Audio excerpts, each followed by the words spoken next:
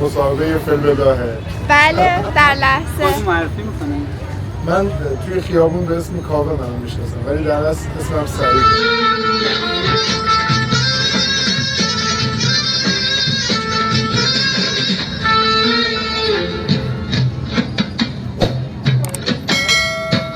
ساز که من حالا توی صفم طرفت متوجه میشید یه نوتای ساز می‌نوازم. تار و ستار و تنبور و منتها باقلاما و یعنی دیوان آگوستیکش و الکتریکش رو می‌نوازم و اود این دوتا ساز رو یکیش به سبک ترکیه‌ای میزنم حالا فارسی هم میزنیم باش.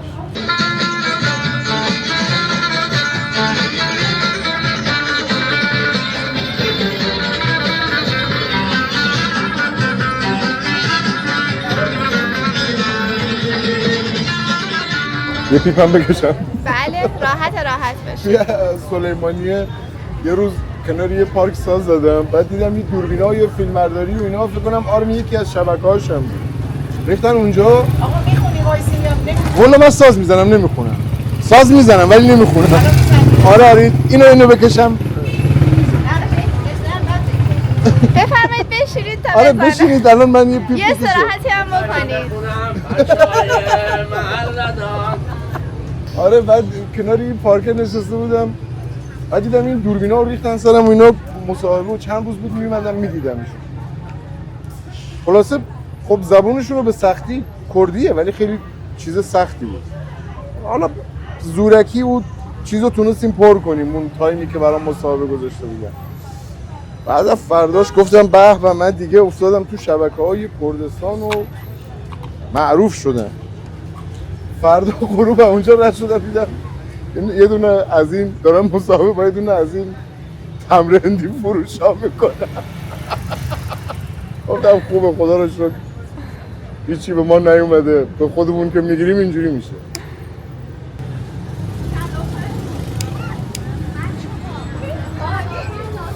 کردی ها؟ بله.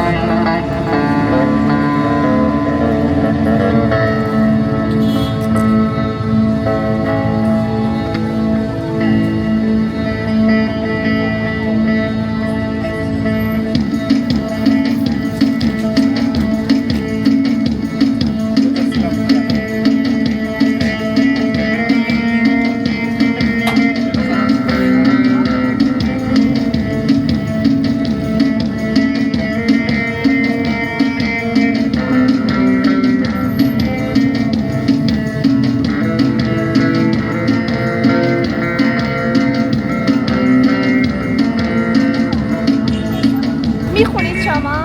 والا من تو محفلهای شخصی آره یه زمزمه‌ای میکنم ولی توی خیابون نه.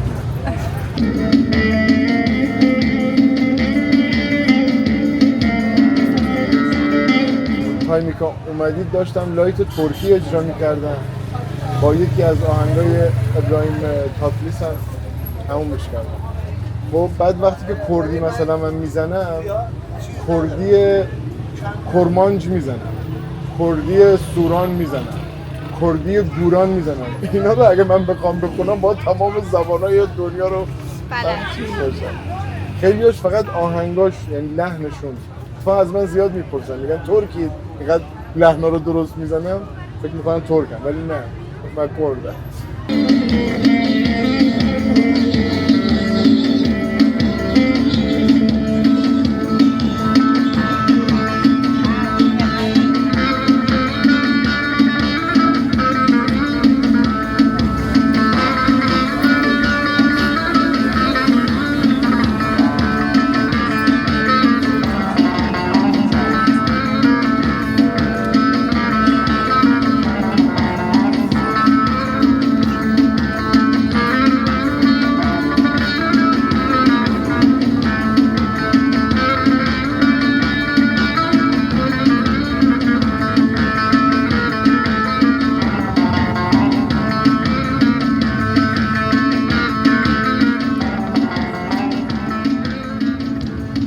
آن تو سرای منم میگم من پنج ما چمید بیشتر نماردم فقط 199 دار ای فرمایید که آخر کدوم هست پس معمولا موسیقی خیابونی مثلا 10 تا 15 تا آهنگ چیز میکنن، بله آره همون آماده فکرم. میکنن، حالا یا پلی بک یا دیگه همینو هر روزه اجرا میکنن.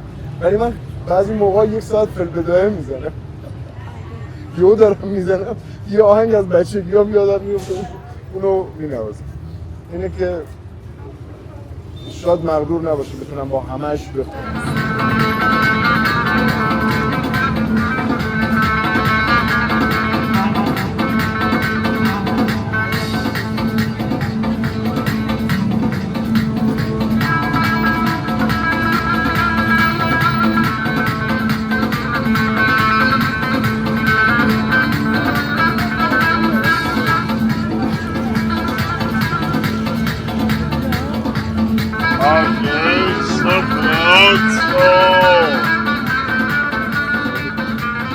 اصالتاً کرمانشاه به دنیا اومدم، کرمانشاه بزرگ شدم، تحصیلاتم هم کرمانشاه بوده. برای یه مقطعی از تقریبا سال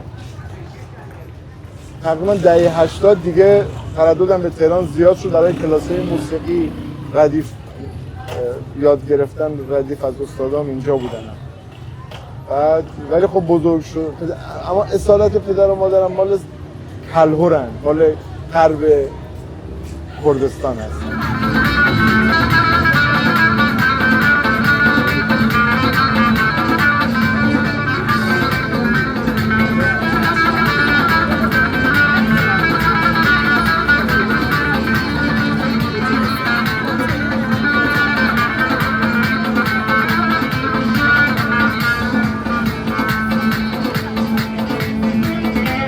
دوره جنگ یعنی خود من منطقه غرب بودید؟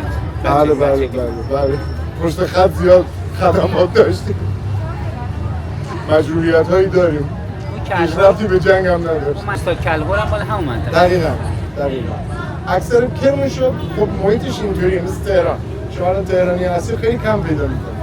یا مثلا نگاه می‌کنیم میاد یه رگ ترکی دارن، حالا پدر بزرگاشون یا لوری بوده یا خب کرمانشاه هم اینطوریه، از 4 طرف قسمت کلهرها، لک‌ها از موضوعش با کردهای کردستان و اینا احاطه شده. بنابراین اینا که میخواستن حالا به هر حال یا کارشون میافتاده کرمانشاه، زندگیشون میافتاده کرمانشاه، مالکا اینا دیگه هجرت میکردن به کرمانشاه. الان تو اون کرمانشاه اینقدر اون شکلی زاد و ولد شده که دیگه کرمانشاهی اصیل زیاد نیست. ما رو می‌بینیم مثلا 200 سال کرمانشاه، 150 سال کرمانشاه، ولی اصالت کلهر دارن یا اصالت سنندج دارن، اصالت لک دارن. آره پر از اقلیمای اونجوری چیزایی.